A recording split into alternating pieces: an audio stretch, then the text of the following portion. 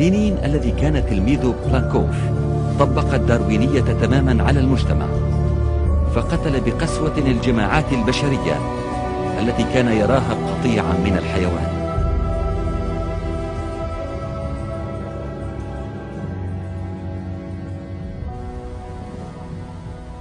ليس الإنسان في الحقيقة نوعا من الحيوان، ولكنه كيان ذو كرامة خلقه الله من روحه، وليست غاية الوجود الإنساني على الأرض للصراع والحروب وسفك الدماء كما تظن الشيوعية والداروينية، ولكن لكي يتصف بالأخلاق الحسنة التي ترضي الله عز وجل.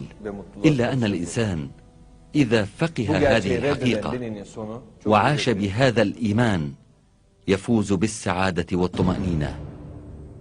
ولينين الذي أنكر هذه الحقيقة كانت نهايته عبرة كبيرة. ابتداء من عام 1922 تفاقم المرض الذي بدأ يصيب لينين بالفالج شيئا فشيئا كلما مضت الأيام، ثم أمضى معظم أيام عام 1923 على كرسي متحرك وبآلام الرأس التي كانت تصل به إلى درجة الاختناق.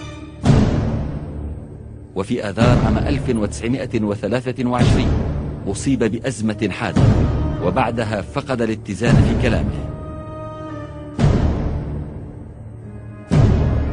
وكان كل من يراه في الأشهر الأخيرة من حياته يفزع من منظره، حيث تغير وجهه إلى شكل مرعب وعجيب وكأنه في وضع نصف مجنون. وأما صورته التي التقطت له قبل موته فكانت تثير الدهشة لمن يراها. وصف الله سبحانه وتعالى إياه وأمثاله من الظالمين بقوله: ثم كان عاقبة الذين أساءوا السوء أن كذبوا بآيات الله وكانوا بها يستهزئون.